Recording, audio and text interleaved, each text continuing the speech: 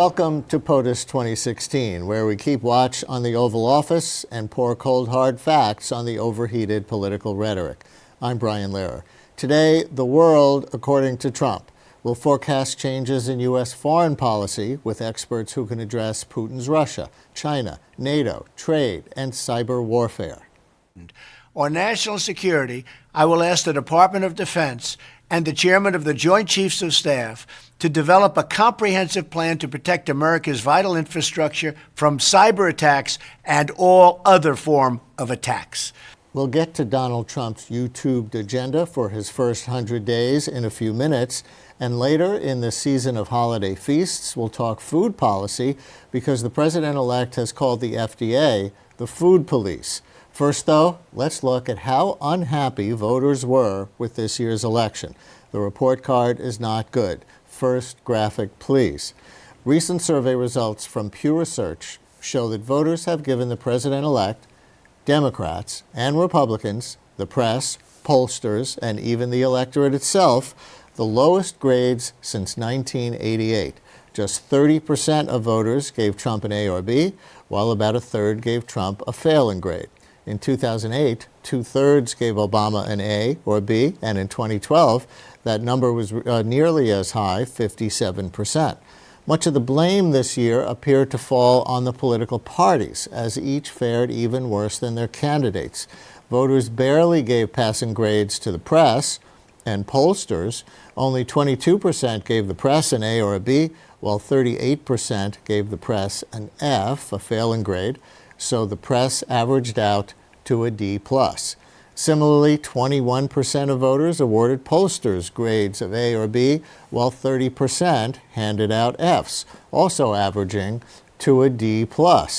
Voters were also harsh on themselves. They graded the voting public A's or B's just 40% of the time, a 20-year low in self-esteem.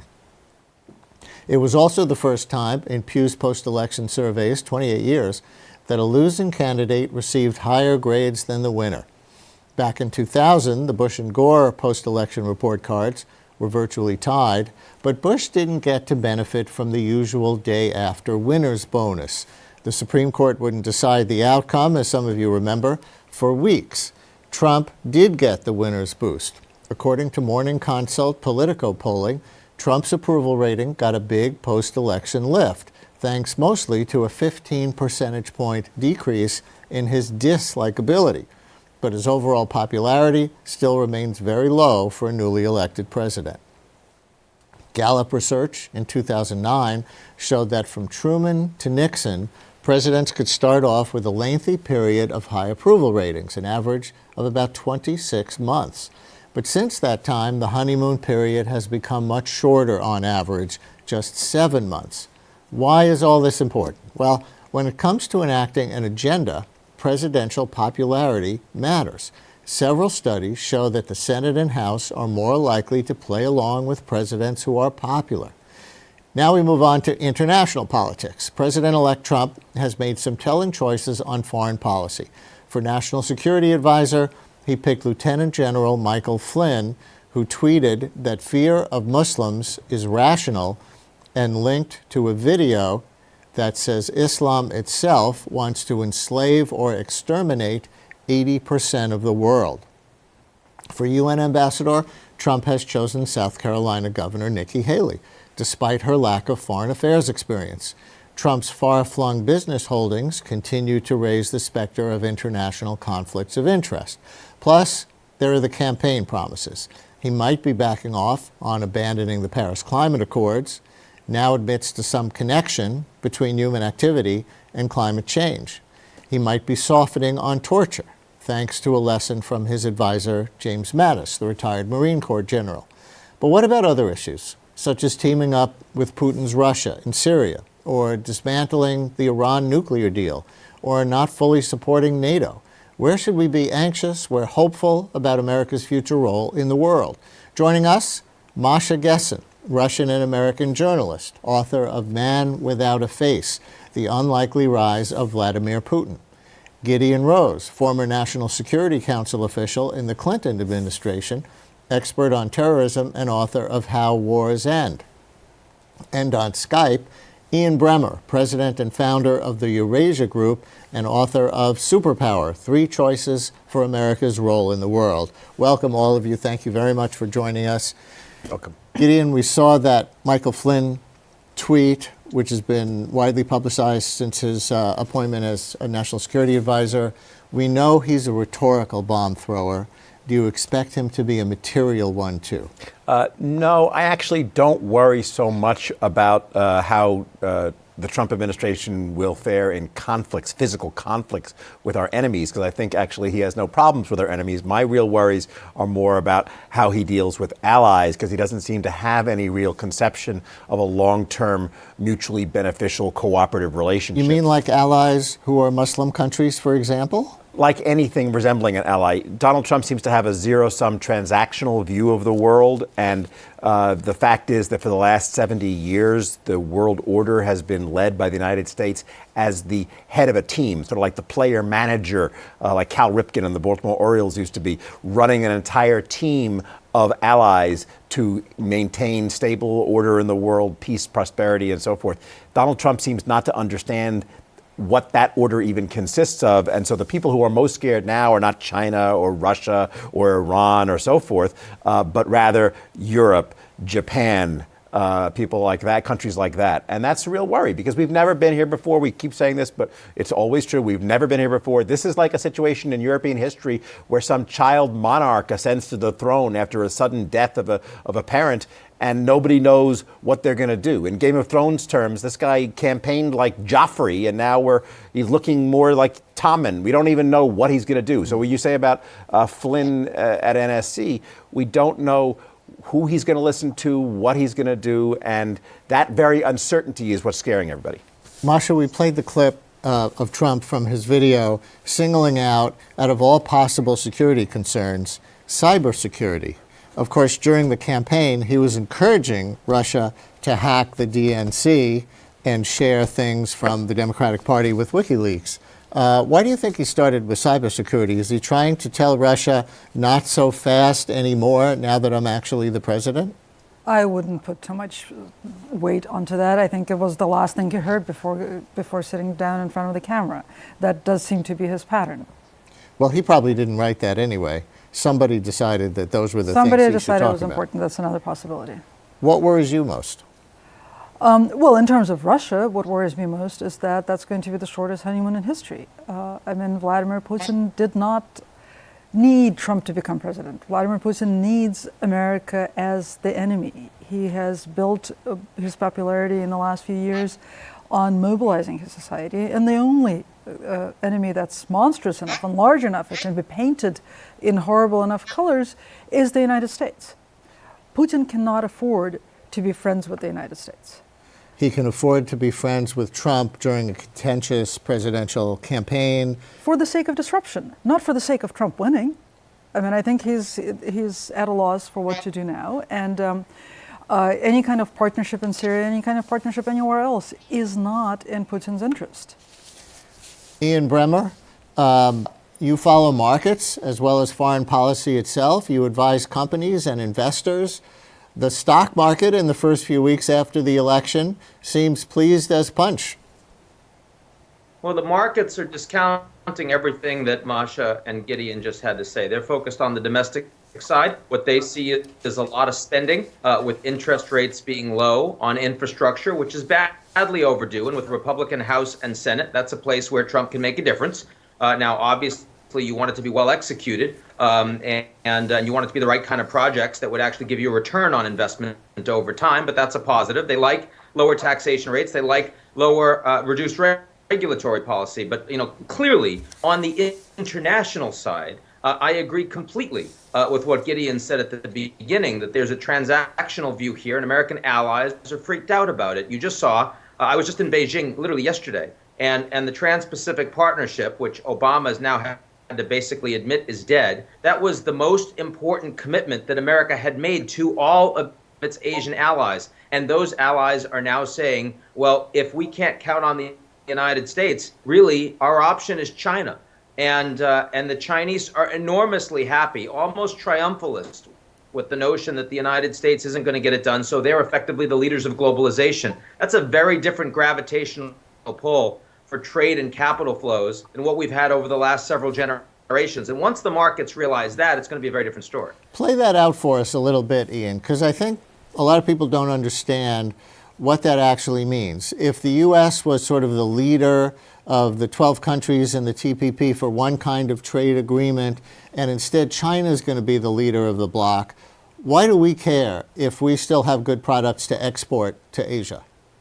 Well, we care, even if Trump does not put tariffs on the Chinese and put pressure on the U.S. companies that do well in China to pull back to the U.S., which he said he's going to do. Let's assume he does none of that, and all we do is unwind the positive momentum that we've had. It means that China is going to be setting the standards in Asia for trade integration. If they're the ones that are doing the investments, they also have the political influence that will make the RMB more of a currency of choice. It'll undermine American purchasing power over time. That will mean that more trade alignment and flows will happen within Asia as opposed to the United States. It will also mean that Chinese state-owned enterprises and privately owned national champions will be preferred as partners in all of these countries, and it'll put American corporations on the back foot. Let's be clear, when China does trade deals, because it's a state capitalist economy, they say, we want you to work with our companies in a way that the U.S., which doesn't particularly do industrial policy, I mean, the private sector invests wherever it wants, much frankly to Trump's chagrin, given the way he actually campaigned, they're going to be really at a disadvantage. And I think this will particularly be true in the tech sector, where Trump is frankly going to be fighting really hard against Silicon Valley in a way that they were very aligned with a much more pro-science and pro-Silicon Valley Obama. Gideon Rose, you want to react to that? It's dangerous to talk about this as if we're talking about a normal administration with normal issues and positions. Oftentimes in American history, given our system, you have, let's say, a rich, unqualified donor made ambassador to a country. And in that situation, the task of the embassy staff changes. It becomes defensive to try to contain the damage and protect the bilateral relationship from the unqualified political appointee at the top.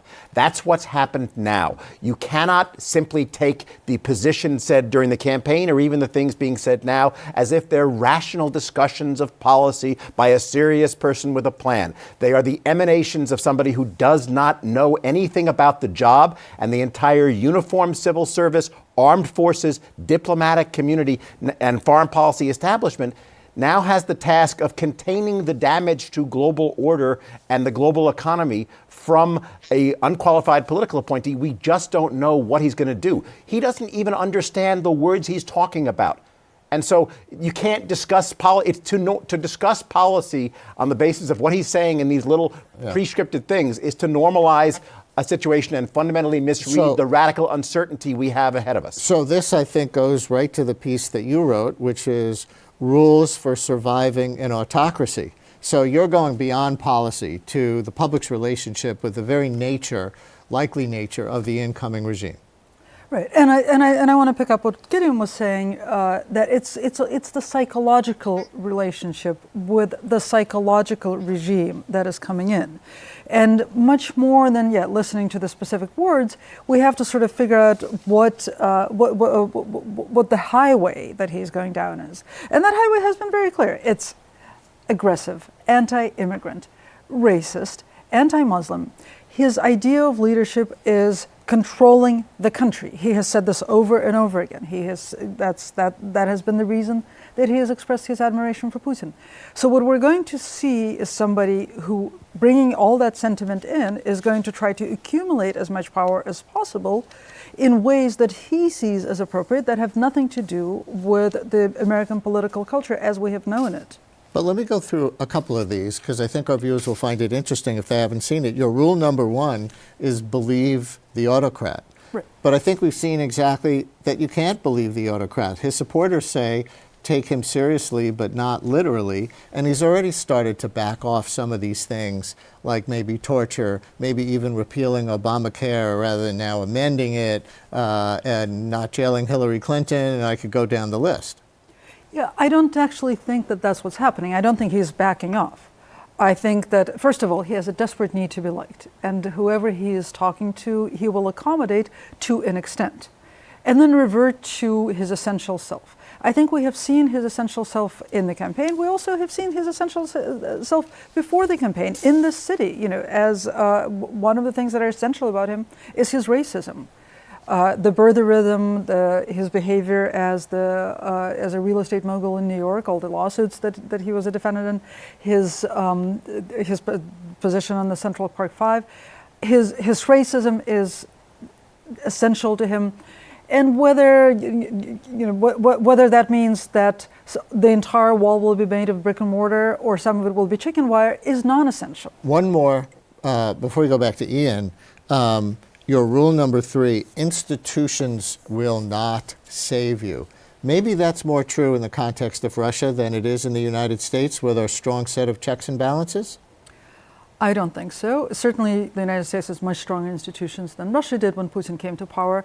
The United States arguably doesn't have strong institutions than the European Union did when Orban came to power in Hungary, or the current government came to power in Poland and saw how easy it is to quickly reverse constitutional democracy. But also in this country, a lot of our institutions are, unlike in the European Union, cultural norms and not actually enshrined in law. And one of the most important institutions that is all cultural norm is the president's relationship with the media, which he's destroying right now. Ian Bremmer, you're shaking your head. Is that in agreement or either in disagreement or in general dismay? Well, I mean, I guess it's a little of both. I think it's incredibly important that we have strong voices in civil society like Masha, who are aware of what's happened in countries that are authoritarian and didn't used to be, and can raise the red flag to ensure we don't go down that path ourselves. And certainly the election of Mr. Trump, who has an authoritarian personality, is a danger. But I do take issue with the idea that our institutions are weaker than those that were in Hungary. The EU never was able to achieve true supranational identity, and the actual institutions in Hungary and the cultural norms were very weak. There's a reason why this is happening in East Europe and not happening in Germany, where Merkel is actually well set up to win a 4th term, even though the Alternatives for Deutschland party are getting stronger. The United States youth in the United States actually are much more progressive. They're much more multicultural, supportive of immigration, and there are real checks from a free press that's still very vigorous. Trump is completely a political outsider and absolutely can damage those institutions. But I personally don't believe that there's the same kind of threat that comes from him that we're seeing in Hungary or Poland. So you disagree on that. We just have a minute left in this segment, and I want to get each of you just very briefly for like a soundbite on Masha's rule number 5, which is don't make compromises. And we see a debate in progressive circles in the United States about whether the Democrats should even do business with Trump on issues on which they agree, at the risk of normalizing his racism and sexism and that. What does don't make compromises mean, very briefly, in a practical sense? Don't make compromises means make a moral argument rather than a realist one, because we're in a completely unpredictable situation. Trying to evaluate your personal strategy or your political strategy in realist terms is fruitless because you don't know what's going to happen. You have to decide for yourself what is right. And if you're a federal employee, decide for yourself where your red line is. Put it on a piece of paper, put it in your desk drawer, and remember that it's there. Like not following orders past a certain point? Yeah, exactly. I'm in between Masha and Ian. I think that what she says is a possibility. I'm not sure it will happen. I hope it won't happen.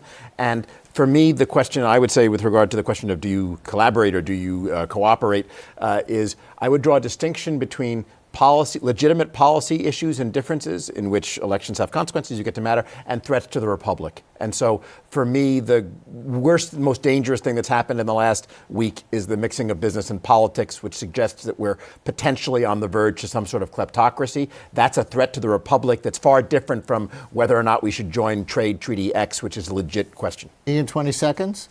Gideon's boss, Richard Haas, is someone who offered some advice to Trump when he was first running as a candidate. I surely hope if he was offered a senior position in the administration, he would take it. I understand that would be a values problem for him, but I want competent people around Trump containing what he does and also giving him real expertise. It's going to be a very hard decision for a lot of these men and women to make, but I hope they make it. Thank you all very much for joining us. And now we bring on some edible evidence.